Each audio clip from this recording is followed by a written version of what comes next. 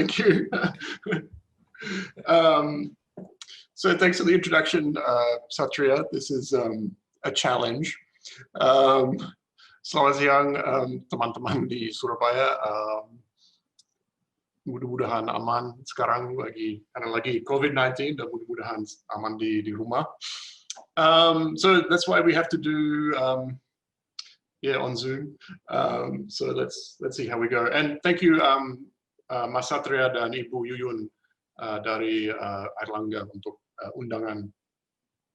So let me share my screen. So Satrya asked me to present on this kind of topic, and it's very hard to predict the future. So this is a challenge that I've taken on with great difficulty, because many of the questions that Satrya asks are questions that are very complex, are very multifaceted, depend on a lot of different factors. And so it's difficult for me to predict what may happen next. But I think like Satrya, we can make some indications about where Indonesian cinema might go, both domestically and also in its relationship to trends, global trends in cinema. So of course, Indonesia is not separated from these global trends happening in entertainment, in cinema, in film and TV and content. So things like streaming and streaming industry, there's all these interesting relationships and interrelations happening at that level as well. So with that in mind, I will try and answer some questions. Of course, I wrote this book somewhere, this one, about Indonesian cinema. You're welcome to scan that, and you can find I sent a copy to Satrya, but you can find a free PDF of the introduction to the book. So some ideas I talk about here are in that book, and hopefully maybe this year, fingers crossed, the Indonesian version will come out with KPG. So we'll see what happens in that regard. But anyway, that's what I wrote. So that's our kind of topic. So I want to talk about kind of four or five things, which I think to me are some of the interesting trends happening. And I can't answer all the questions that Satrya posed. Censorship is very difficult. Short film is also interesting. I can talk about short film because that's also really interesting.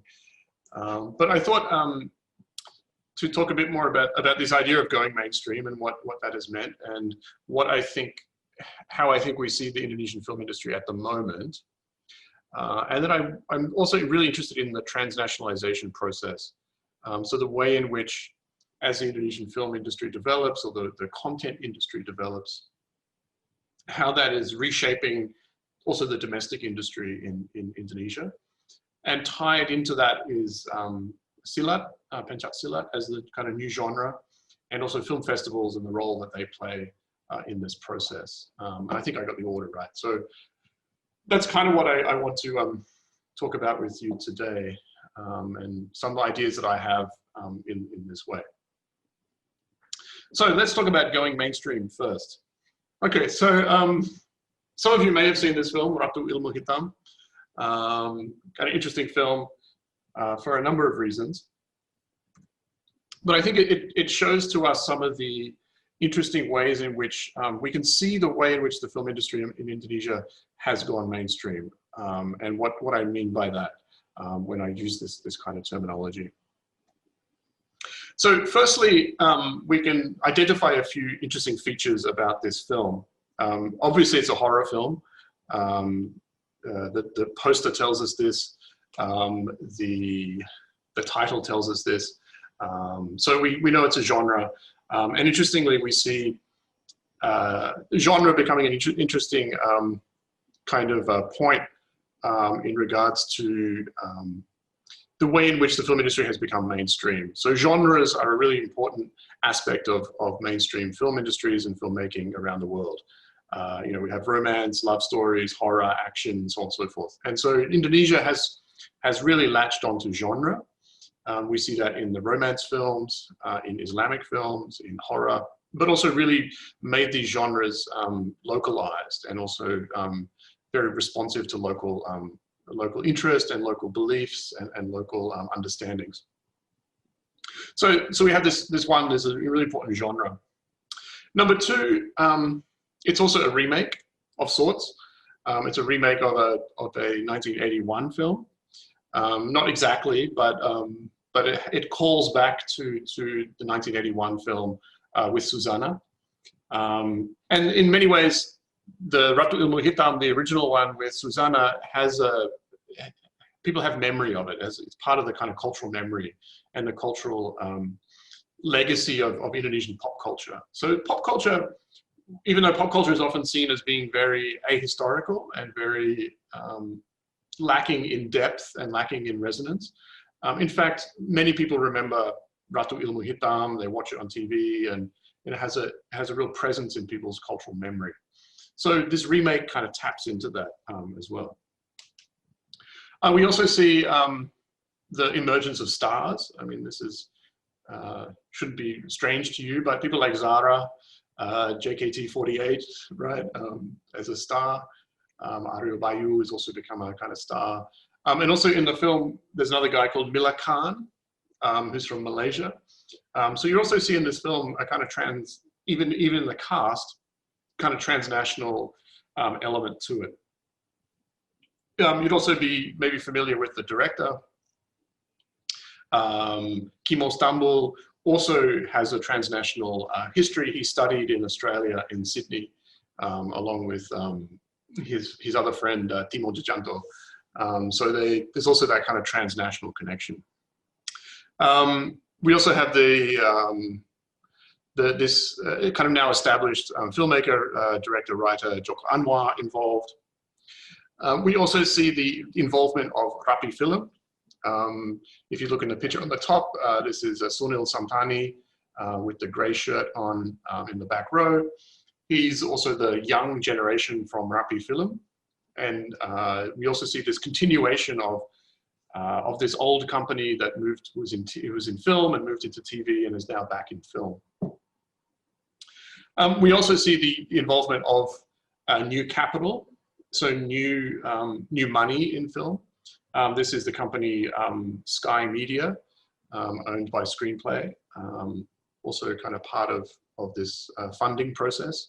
So you have this old company, young creative, and also kind of new capital engaged in this film. The post for this film was done in Bangkok.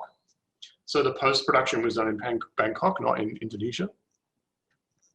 It was also sold overseas. This one was also released in Malaysia by MM2 on their platform in the cinemas here in Malaysia. And I'm just going to check Netflix to see if Ratu Ilmu Hitam is also on Netflix. I don't think it is. Okay. Maybe The Queen of Black Magic. Yeah, not on Netflix. Okay.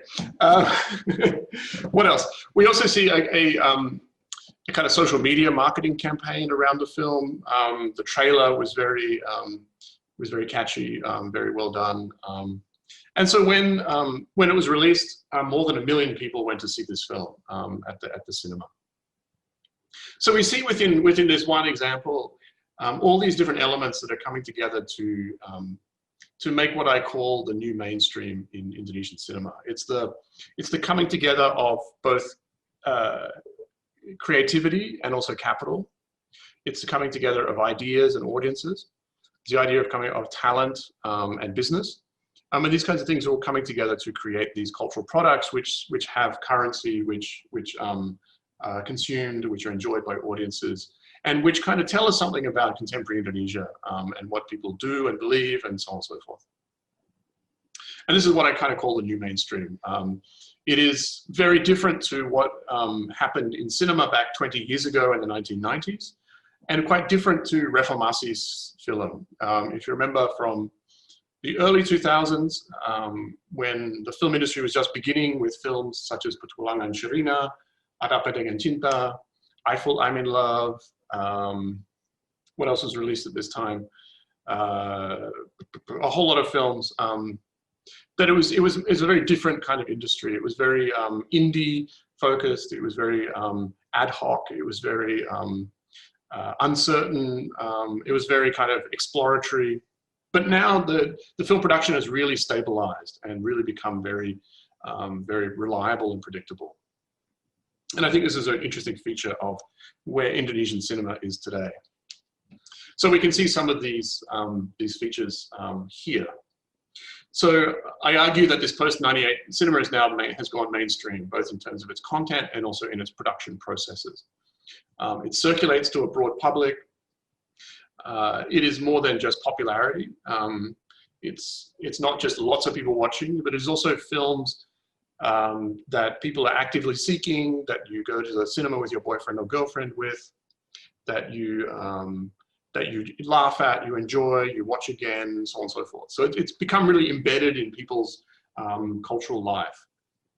As Ariel Herianto says, for example, these films are also really playing into people's identification process, right? So young people identifying with characters on screen and so on and so forth. So a film such as Get Married, for example, talks about those issues of when do you get married as a young Indonesian? Who do you want to get married to? Is it your choice or your mum's choice, or how does that work, right? The film last year was a Dua Garis Biru, a great film. Also talks about really interesting contemporary issue, right? Pregnancy, teen pregnancy. So we get this kind of interesting relationship between content and audience. Also, it's increasingly delivered via the available channels, cinema, TV, now streaming, where else? On YouTube, if you can get it, all these different platforms. So increasingly Indonesian cinema, Indonesian productions are increasingly available across a whole range of platforms. It's also integrated much more now into other pop culture industries, including marketing and promotion, meaning that the film production now thinks about who are we going to get as the star, how are we going to market this thing, product placement, the music, all these kinds of questions now become really part of the making the film process. So it becomes much more integrated into existing pop culture industries. It also increasingly targets a youth audience, and youth are the key demographic for pop culture, for film. But also there is a broader audience as well. So some films are also expanding that kind of audience. And also we see within films that they follow fashion and trends. So language, other ideas. Some films also have these contemporary references in them. Things such as clothing, music, who's hot at the moment, all those things also play into the film production at the moment. This is really also talking a lot about the main commercial industry, because at the same time there's also a very healthy, I think, kind of alternative or independent film industry that feeds into this commercial industry. So people like Joseph Anginoan, who made science fictions, people like Muli Surya, who did Malina the Murderer, a range of other people, even Garin Nugroho to some extent, right? He's still somewhat, and Kuchumbu Tubumu is also somewhat of a art film in some ways, right? But it still gets released in the cinema. It still engages in some of these processes as well. So that's what I mean when I talk about going mainstream, that this is the new reality for Indonesian cinema, that it has become a much more central into people's cultural life, into what people do on the weekend, or what they watch on the bus as they go home.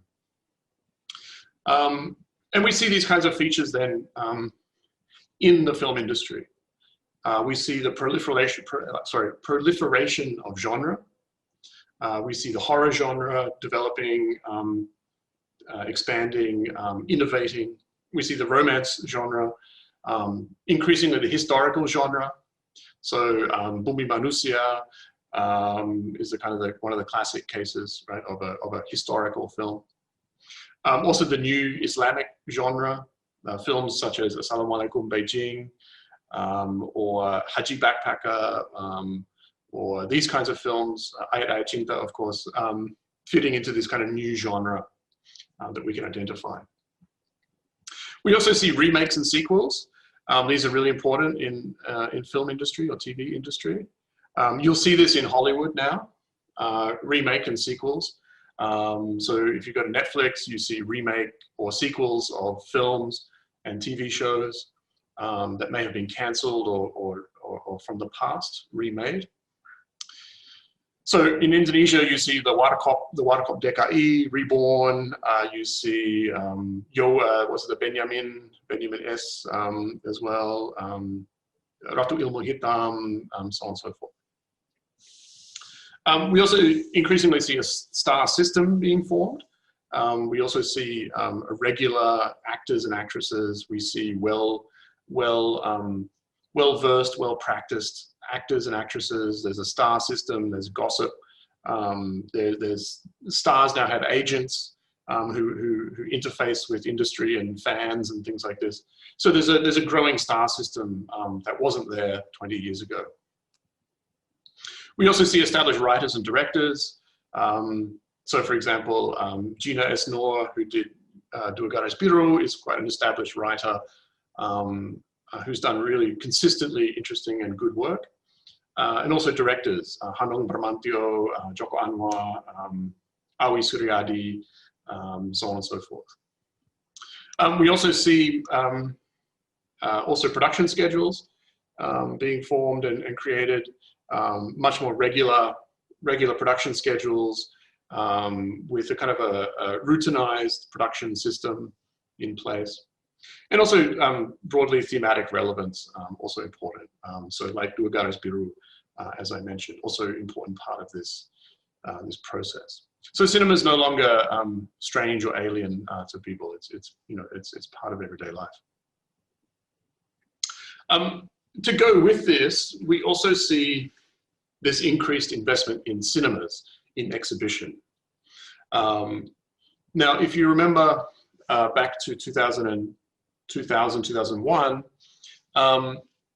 if you remember that far back, there was basically only one cinema chain in Indonesia, Cinema 21, right? Cineplex 21.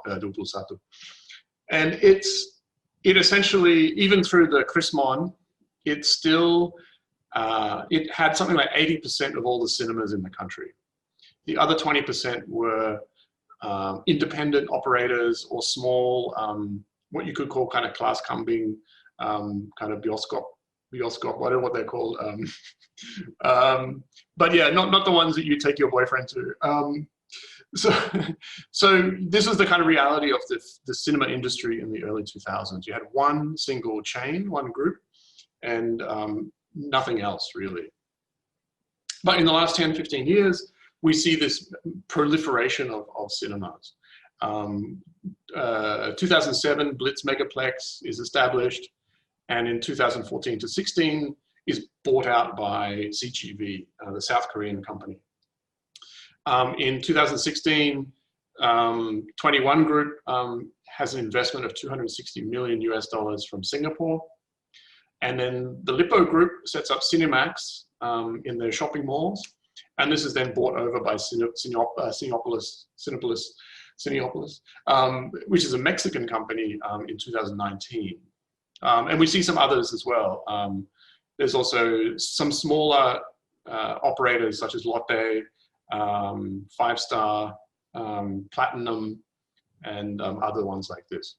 So we're also seeing in the production side, we're seeing this process happening, but also in the exhibition side, there's this investment also coming in, right? So there's also this renewal of viewing spaces as well. And increasingly, as you see from this list, this investment is coming from overseas. It's coming from luar negeri. So it's coming from South Korea, Singapore, Mexico, currently. I think next probably China. We could talk about that, but this is what's also happening in cinemas. So, and we're also seeing, I think at the same time, cinema becoming much more culturally important. And this is what I think Satrya is also talking about at the beginning. So we also see, as cinema becomes popular again and more people go, and it becomes a national industry and star system and these phenomenal films, then it also brings with it new debates, new cultural debates. So debates around censorship. So we saw with Kuchumbu Tubumu that there was issues around censorship, and Garang Nugroho issued a statement about his film, about the importance of his work and why the protests were bad, and et cetera, et cetera. So censorship has become interesting again. There's also cases of protests, people protesting films still, like Kuchumbu. There have also been some filmmaker protests. So there was the Berlinale scandal a few years ago. I'm not sure if the protesters are out at the moment against omnibus law, but but there's also, filmmakers are also activists in that sense too. Labor conditions have also come back into the spotlight, especially with COVID-19, but also other issues around insurance, safety, work hours, so on and so forth. And also interestingly and importantly, sexual harassment. So this cinematic harus toxic movement is also really putting a spotlight on the conditions of work in film industry, especially for women and other minorities as well, about the safety and collegiality and their ability to work on set safely and without harassment. So that's also really important. So the film industry is actually a really important place where we see these other bigger issues being debated and being worked through. We'll see what happens with some of these. But I think the film industry is a really good space where we can talk about some of these issues. But also, it's also important to keep in mind that the film industry also plays a part in what we can call kind of cultural reproduction, or its normative ideological function, in that the cinema industry is also a kind of a unifying cultural industry. The nation comes together in the cinema and watches things together. It's a kind of space in which Indonesian people can see themselves as sharing a shared nation as well, and reinforcing certain ideas and values, broad mainstream values that people have. And interestingly, I think, as Satrya mentioned, with the local languages and things like this, it's also, I think, a really important space where these local languages get a national platform.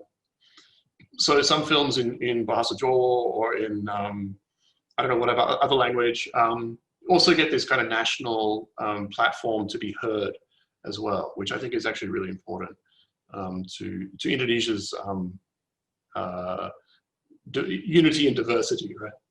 So there we go. Okay, so let's talk about transnationalization. Okay, let's talk about transnationalization. So I will go back into history in this section because I think it's really important to talk about history in this moment as well, because I think we sometimes forget about these histories of Indonesian cinema that I think inform how it moves forward.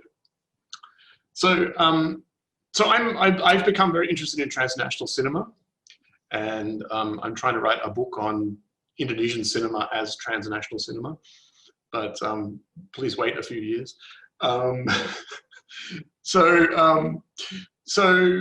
I'm thinking about it in this kind of way. So traditionally in film studies, we have often seen cinemas as national cinemas.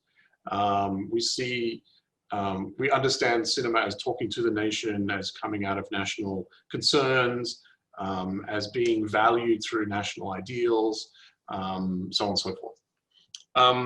But often this doesn't adequately reflect how actually cinema has diffused around the world and how it actually operates, both in terms of technology, in terms of talent movement, in terms of all these other kinds of parts of the cinema production process. So Shaw here talks about all these different transnational dimensions that can kind of come into a film that kind of break apart its nationalness.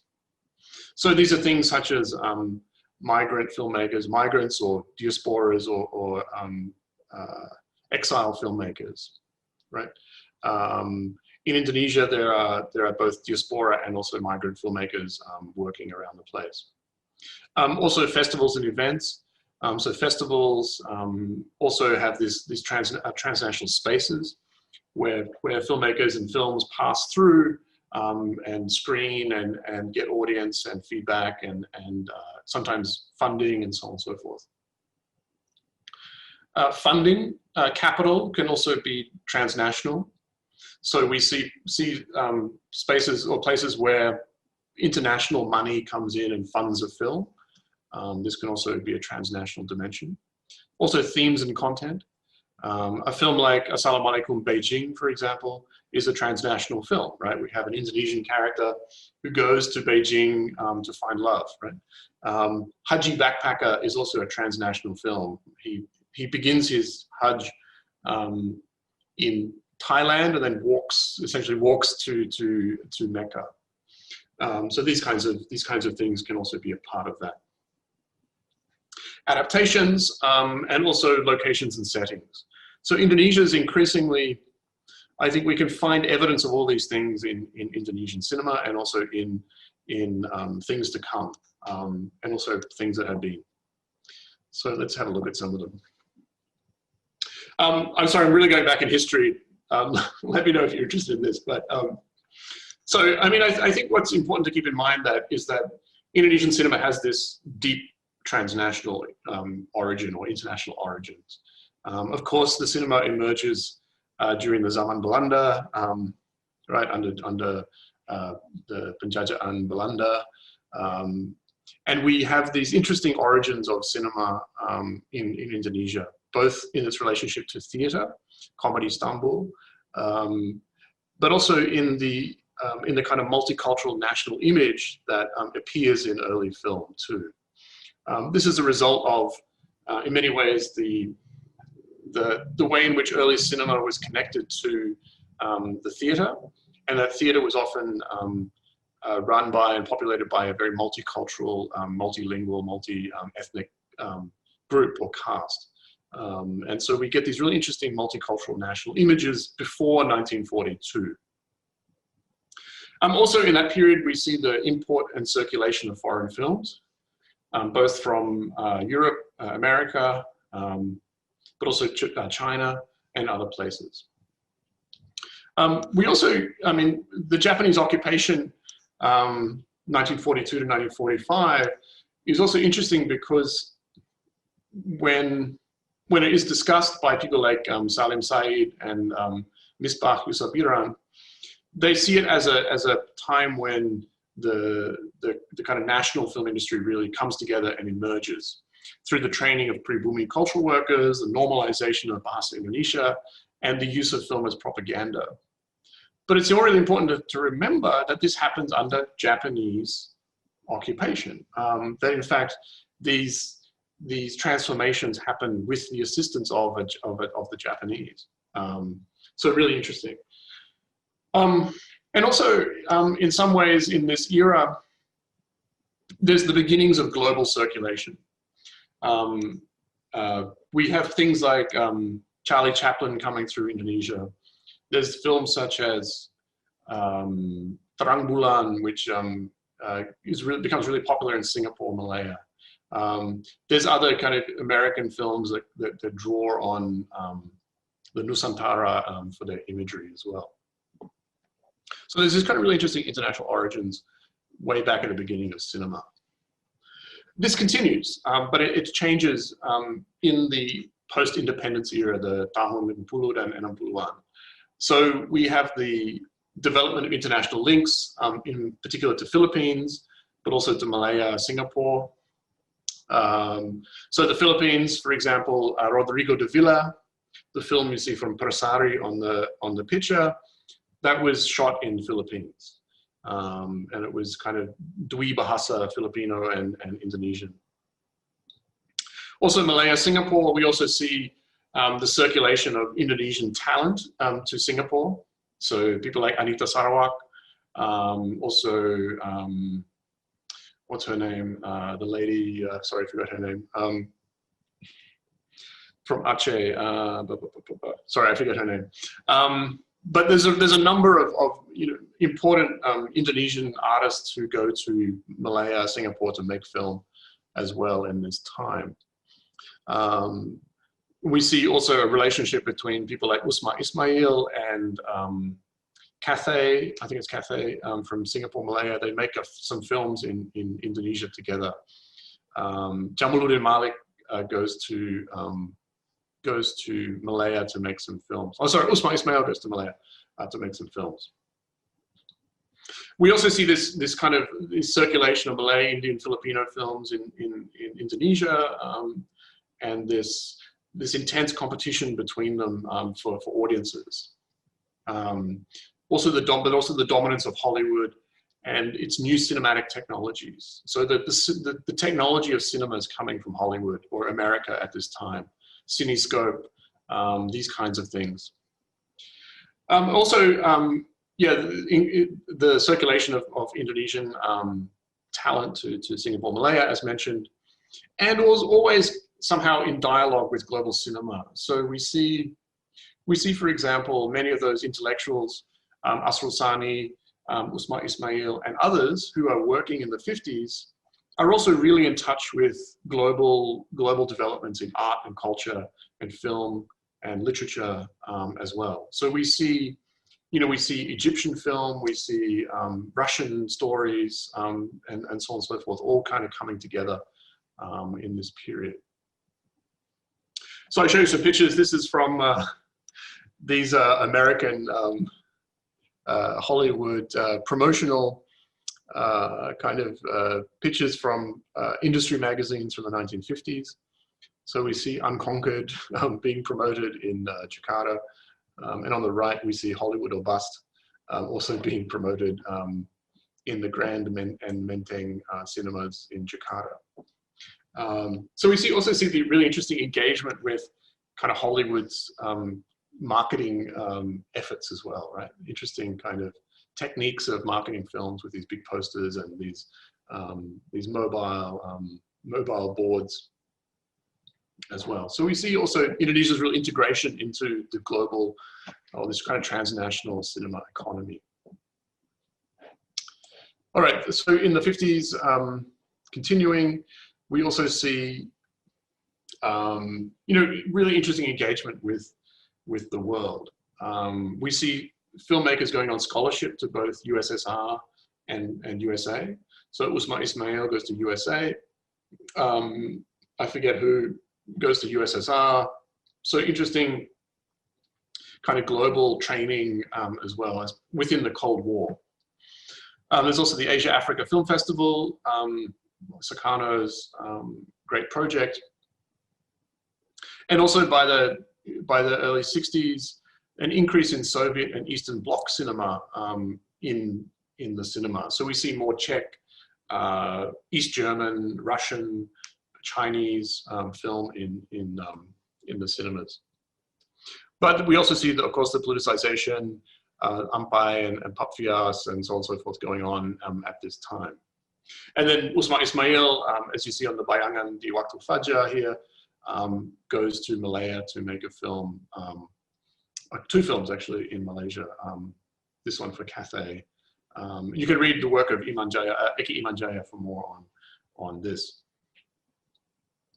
Now, under the new order, I'll skip over 65, but the engagement with the world, with the transnational cinema, changes, but it's still there. So we see this kind of greater control on imports through consortiums, and this kind of shift from Philippines, Malaya, and Indian film really to Hong Kong, India, USA. So there's this kind of shift in the kind of sources of film. I mean, this reflects in some extent changes in the world cinema economy, but it's also part of Indonesia's realignment during this period. We also see connections to Hong Kong and Taiwan, developed early, even in 1968, this film called Jakarta, Hong Kong, Macau. Martial artists, Willy Dozan, Hendrix Ghazali, the producer, developed these links to Hong Kong. And also in the 80s, we see the emergence of exploitation cinema and the involvement of Rapi and Suraya Pakit in the exploitation film industry, and the role of the Manila International Film Festival in 81, 82 in facilitating this. So I'll show you some pictures, because pictures are always fun. So these are two films that have a Hong Kong connection, the Panji Tengkorak and the Tiara Jalan Lain.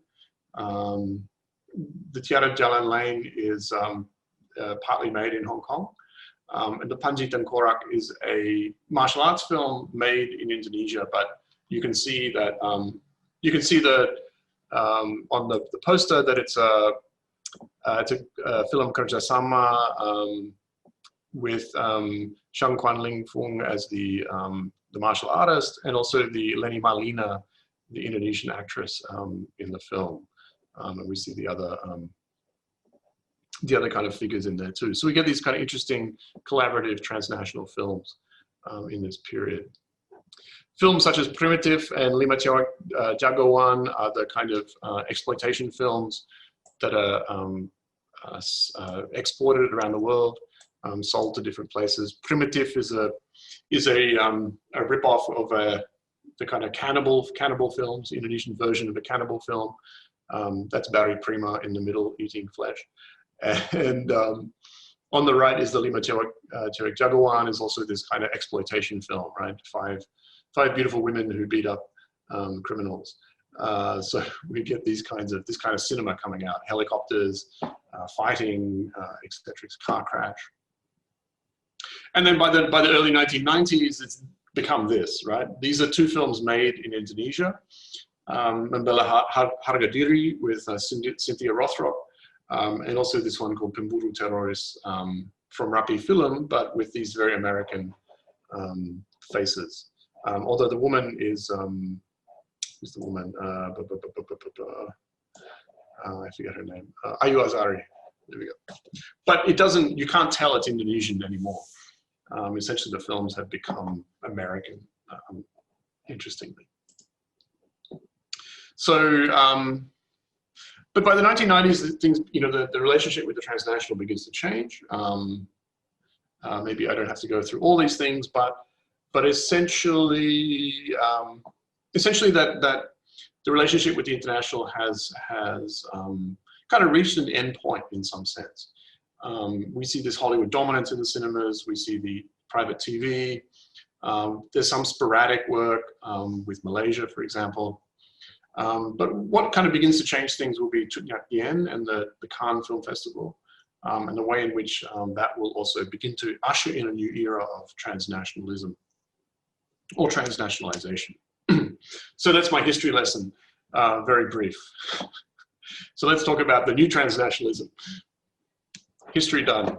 Let's have a look at recent history. Now, Chris Berry, who has done some very, very important work on Chinese cinemas, in some ways suggests that transnationalization in recent years has taken on a different character. Whereas previously, these transnational processes were often under the auspices of the Cold War or national economies and of American dominance. the kind of the new transnationalizations are much more fluid, much more networked, and come out of this kind of neoliberalism, the free trade, and this kind of post-1990s economic era, right? That in Indonesia is really marked by Krismon and the fall of Suharto, so the end of New Order and Reformasi as well. So let's talk about some of the things that begin to happen, I think, that are important. So the first one is film festivals. So I think Indonesia begins to engage in film festivals in the 1990s, really in a serious way. Of course, Chutnyapian with Khan is a really important case, but the kind of new generation, begins with people like Garuda Nugroho, who develops strong relationships with festivals in Singapore, in Tokyo, and then later Busan and Cannes. We have young filmmakers like Riri Riza, Sonata Kampung Bata from 1994. His IKJ film goes to Oberhausen Film Festival in 94, 95. They then come and turn around and make Kuldesak in 1998. Riza, Aknas, Mantovani, and Lasmana. And this is premiered at Rotterdam Film Festival and has money from the Hubert Bals Fund. And also the other one worth mentioning is Selamat Rahaja's Telegram, which kind of was finished and released in 2000, but kind of didn't have much kind of impact. It was kind of taken over by the financial crisis. But the film festivals have become a really important part now of the post-2000 film industry. So increasingly, Indonesian filmmakers are using the film festivals as an avenue, as a pathway to get money, but also to get fame and fortune and whatever else, right? So this has really been, I think, developed by people like Garuda Nugroho, but by the 2007, we see an increase in even more Indonesian films taking advantage of these festivals. So at the Asia Project Market, which is in Busan, we see, for example, Jalanan and Pesantren getting sponsored. At APM in 2010, we see Muli Surya get money for What They Don't Talk About When They Talk About Love. And we see in 2015, Joko Anwar getting money for A Copy of My Mind. In some ways, I think his real transition film, I think it's actually one of his most important work. This is where the new Joko comes from, I think. But yeah, so we see the importance of Busan International Film Festival, for example, in deepening its links with Indonesian cinema and also Indonesian filmmakers. And it's become very, very important as a result. So here's Muli Surya, who's also graduated from Australia. But she says the APM is also about networking. And it is a film school in itself. I get new understanding about my project. So you see, for someone like Muli Surya, the APM, the Busan Film Festival, and other festivals like it, really develop the projects and have become a crucial part of her own kind of development of her film and her project, her script, and so on and so forth. Go to workshops, get it worked on, develop it, so on and so forth. And so we see also this we often talk about in Indonesia, there's not many film schools. Well, these film festivals and markets become a kind of film school for some of these film directors. Muli Surya is, a very talented filmmaker who's already been to film school, but you see her craft developing, you see her getting access to mentors and feedback and sponsorship and developing even more her potential. So for example, we see with What They Don't Talk About, this film then goes on to Sundance, right? It is the first Indonesian film to get to Sundance. But correct me if I'm wrong, but I think it is. So it's the first Indonesian film to get to Sundance. And you can see the kind of the path it's taken. She does Fixie, and then this one, and then she will do Marlena after this.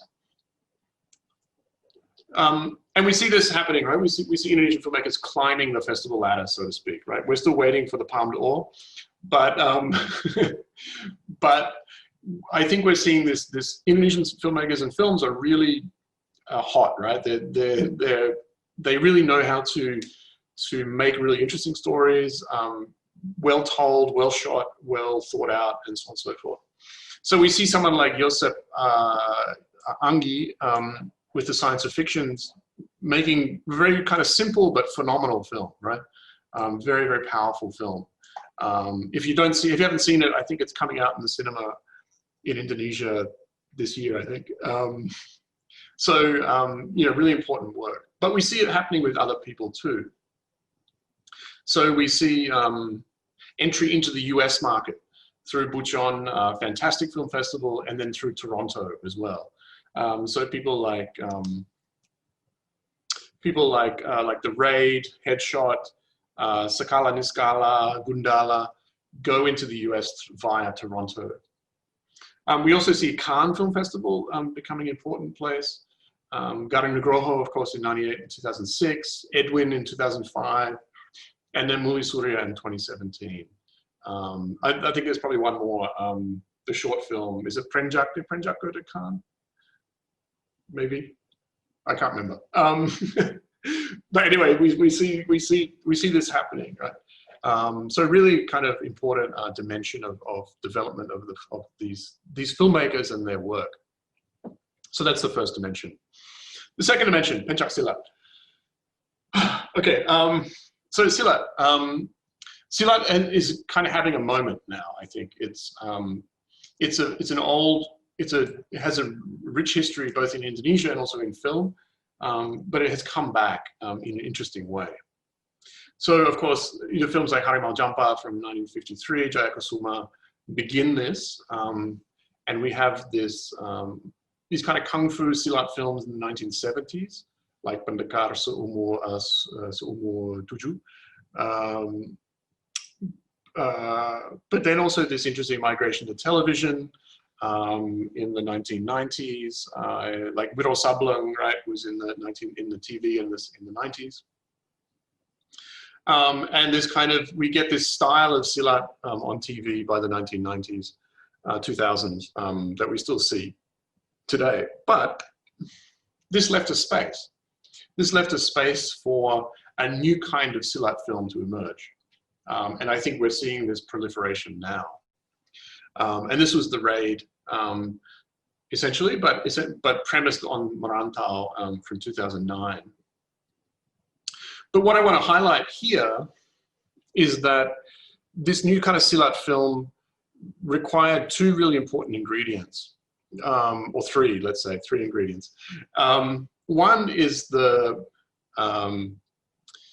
what I call practitioner choreographers. So people like Iko Uwais, Yayan, Ruhian, and Cecep are not just actors, they're also choreographers. They're practitioners and also actors.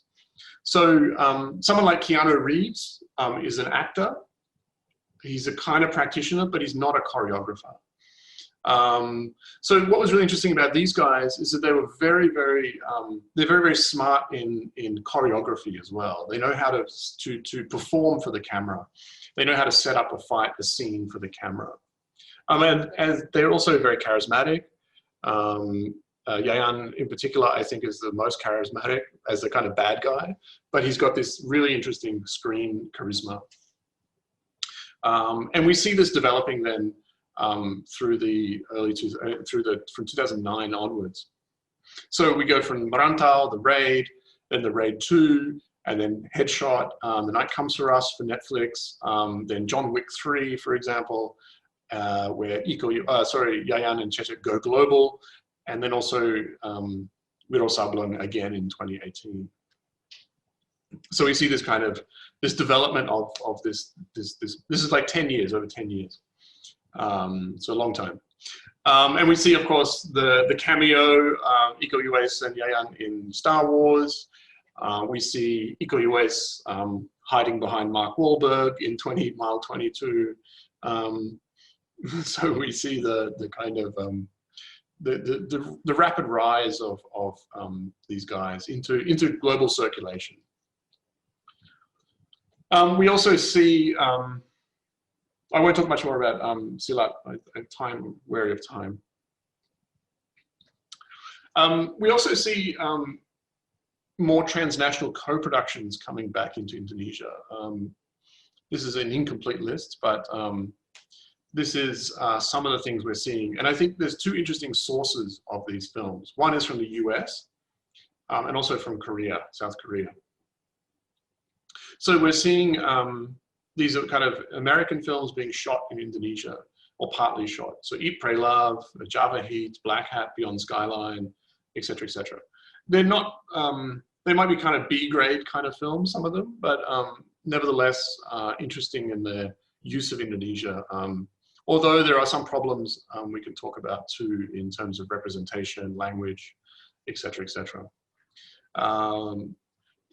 CJ Entertainment from Korea have now really kind of engaged much more in co-production in Indonesia through films such as Sweet 20, Satan's Slaves, Bebas, and a number of others. So we see, for example, these three films, Belok Kanan Barcelona, Sweet 20, and Bebas, all kind of CJ partner films. Star Vision, and Miles here as well. So we see the engagement of these kind of co-productions from South Korea, interestingly. We also see increasingly what I call a kind of a Malay world cultural trade, or what Astro calls Nusantara content. That increasingly there is this regional film economy emerging again between Malaysia, Indonesia, and Singapore. And it has these interesting kind of facets. So we're seeing some films being made with across borders, with talent, and so on and so forth. Police Evo 2, for example, set in Malaysia, made in Malaysia, but Indonesian co-production from SCM, and then two actors, Mike Lucock and Raylene Shah, acting in the film. We also see the exchange of actors and talent. So Bront Palare in Satan's Slaves, Gundala, he's Malaysian. Chiu Kin Wah in Cek Toko Sebelah, and Nicholas Saputra goes to Malaysia to shoot Interchange. So we see this trade of talent as well between the locations. We also see, for example, Dosa, the Sacred Sin, is written by Salman Aristo. So we see, and also directed by, who's directed by? Ifa Ifansyah. So again, this is a Astro production in Malaysia, written by and directed by Indonesians. So again, interesting relationships developing. So films like this, so My Stupid Boss has a Malaysia connection. One Tu Jaga, Malaysian film, has Indonesia connection. We see, what's his name, Aryo Bayu and Asmara Abigail acting. Police Evo 2, Raylene Shah and Mike Lucock in the poster as well. These are kind of big, the One Tu Jaga is a kind of indie film. Police Evo 2 is a big action film in Malaysia. We also see this Malay-Indonesia Singapore triangle kind of facilitated by or actioned by companies such as Infinite, which is part of the Citra Mas group. And the key figure here is, what's his name? He's so key figure, I forget his name.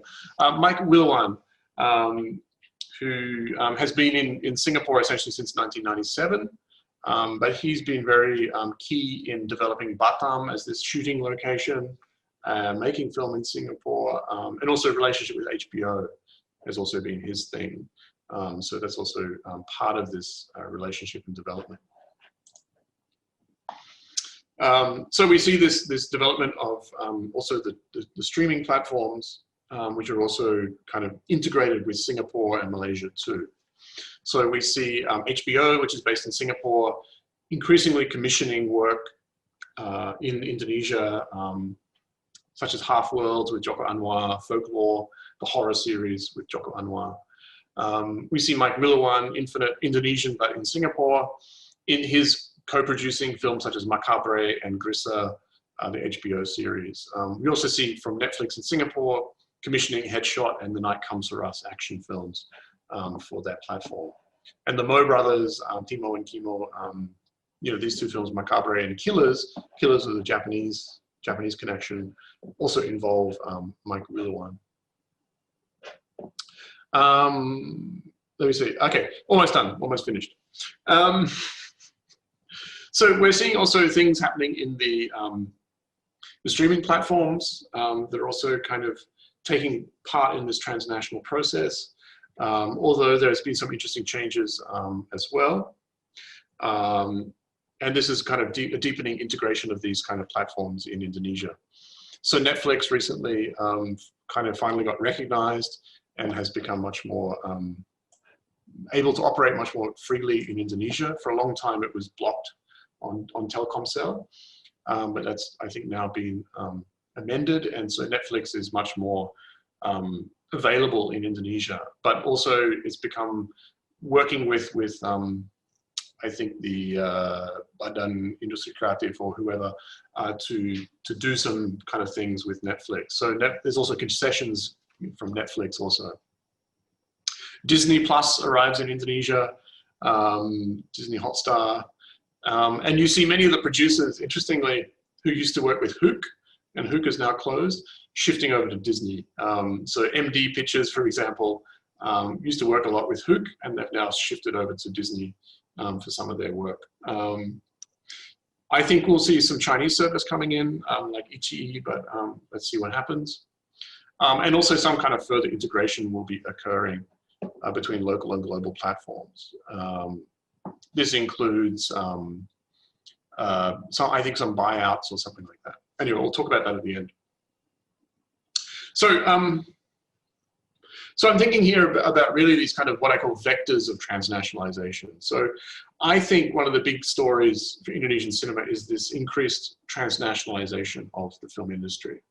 I think it's possible because the Indonesian film industry has such deep transnational roots and such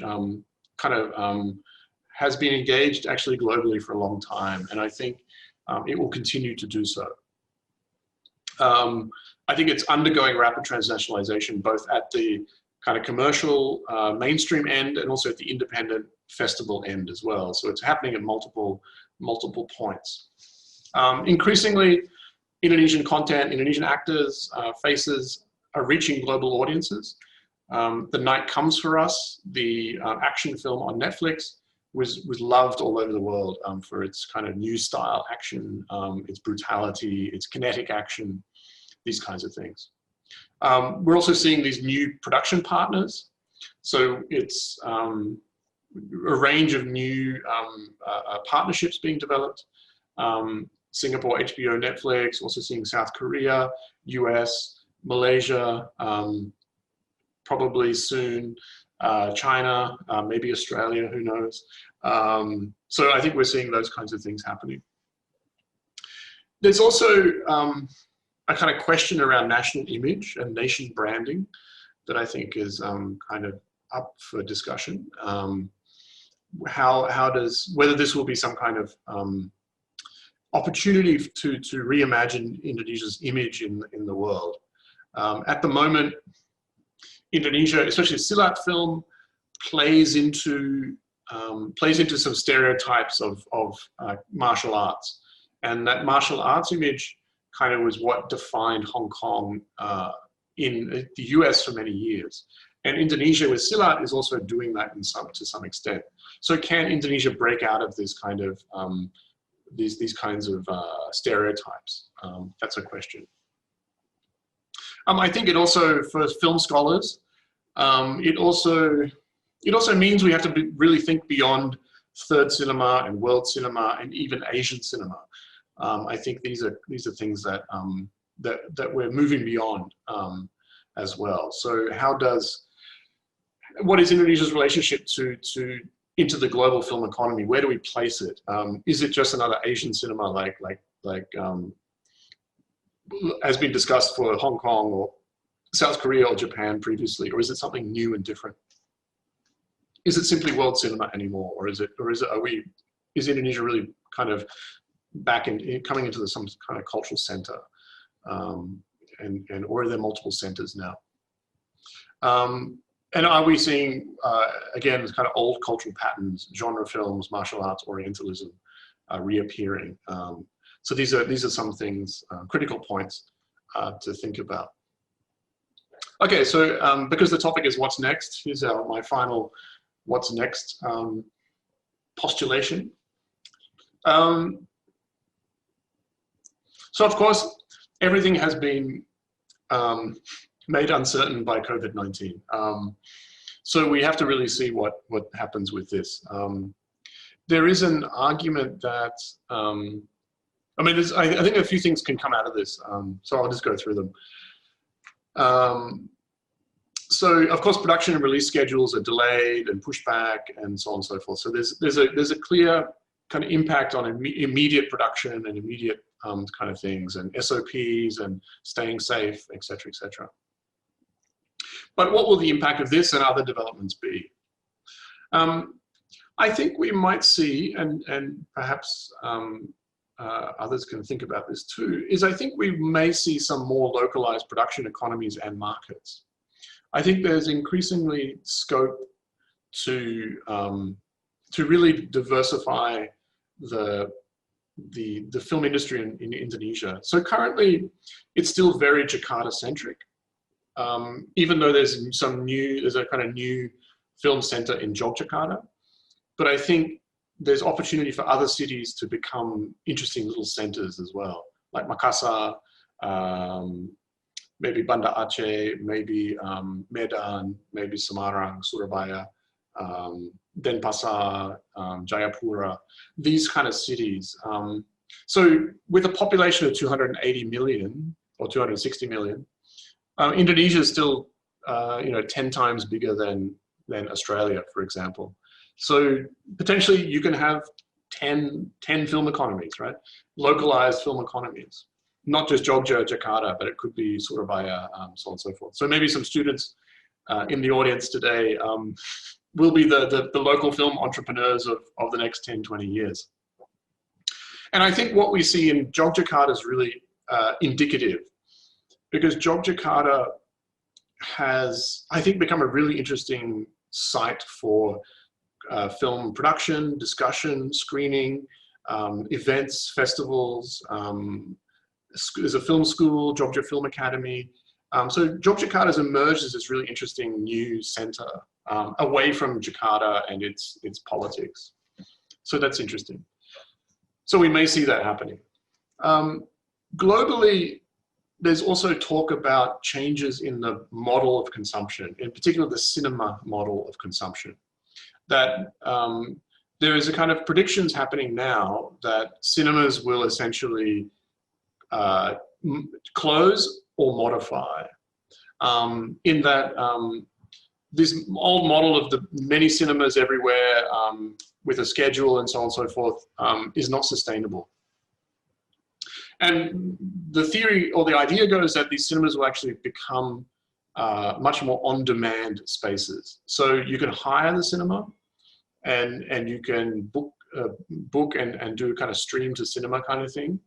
You could go into a cinema and watch the new release of Game of Thrones or Westworld or some Disney film, right? So it could be simultaneous. Also live streaming events, esports, computer games, and also cinemas as music venues. So kind of streamed concerts and things like this in cinemas. So people are talking about these kind of changes in the exhibition market, that during COVID-19, we're at home, we're getting used to watching on our laptops, and things are being released directly to streaming. So what does the cinema do? The cinema has to change. So there are these ideas around what the cinema will look like.